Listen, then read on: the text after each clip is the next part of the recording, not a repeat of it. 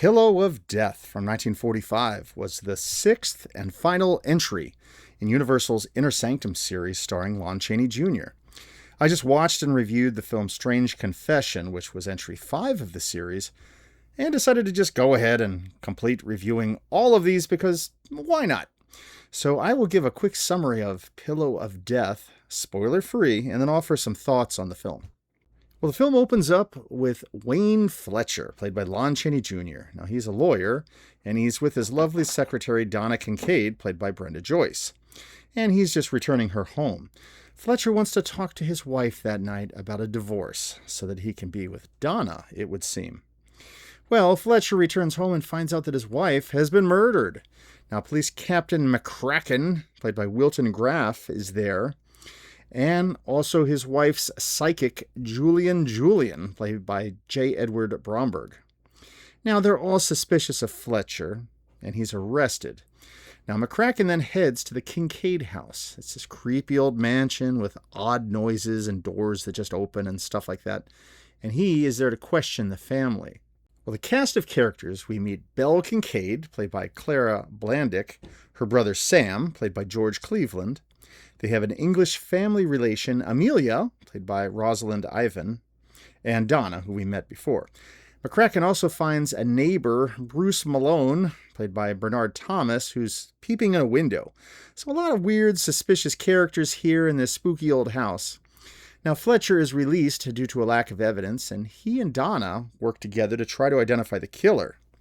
Meanwhile, Julian holds these seances where he goes into this crazy trance and apparently hears the voice of Fletcher's wife, who accuses him of murder. Well, strange things continue to happen, including these weird noises and secret passages that open up.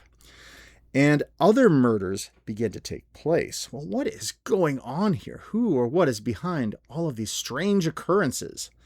Well, no spoilers. You need to see this wild ending for yourself to see how things turn out.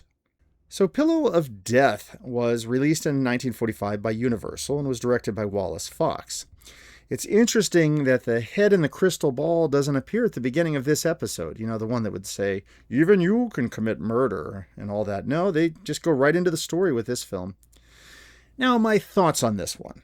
You know, I thought this was a decent conclusion to the Inner Sanctum series and featured a nice blend of murder mystery, supernatural ghost elements, and also the creepy old dark house tropes, you know, all that sort of stuff. It was interesting to me that Lon Chaney Jr. didn't really seem to play center stage this time, but instead kind of just seemed like he was one of the various characters involved in this mystery story. And to me, it almost seemed like Inspector McCracken, you know, Wilton Graff's character, was more of the central focus of the story as he's trying to puzzle together this mystery. Now, I have to be honest, I watched this one twice, and I enjoyed the creepy stuff going on and trying to solve the mystery. And honestly, when you get to the end of the film, there were some plot holes that leave you feeling that maybe they weren't resolved very well. The murder setup is a little shaky to begin with, and then we're led to believe that there are these supernatural things going on in this old house. But we never really get a satisfactory answer as to who or what was causing things.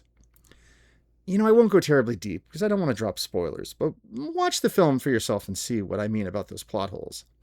What was the deal with the noises of the ghost in the attic? It sounded like a person's voice. Who or what was making those sounds? Did I miss that? I don't know. You know, the doors that would open and close by themselves. What was that all about? You know, things like that. Now, I have to give the film credit because as we get closer to the end of the film, you think you know who the culprit is, and then it isn't them. And then you think you know a different person who did it, and then nope, it's not them until the big final reveal that did actually surprise me. So if you would like to watch this film spoiler-free, obviously don't read up on the film, don't go to the Internet Movie Database and look things up, because you'll get enough information to ruin the ending. So let yourself be surprised by the ending, because I think this was a good production, and the final big reveal was well done. It did surprise me. I thought that J. Edward Bromberg as the psychic Julian was entertaining and goofy enough going into his trances with his eyes rolling and stuff that it was hard to see him as anything other than a kind of suspicious red herring. You know, going through this, I have to admit, I never really had one suspect distinctly in mind. because there were so many crazy, colorful characters that made up the story. Although, it did seem like there were a few that were legitimately nuts. As far as a coherent story goes, other films in this series, like Calling Dr. Death and Dead Man's Eyes, were a little more direct in their narrative, and I don't know, didn't leave me wondering about plot holes as much as this one did. So that pretty much wraps up my thoughts on Pillow of Death and the Inner Sanctum series. So it isn't to say that I didn't enjoy this one. I think this was a very entertaining conclusion to the Lon Chaney Jr. series, and for all its faults, this was a good mystery and I enjoyed it. The Inner Sanctum series, they all vary in their content and mystery level. Some are more supernatural oriented and some are more drama focused.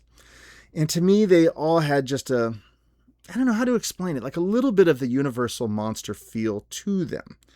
Like they do belong in that series, in that universe in some respect.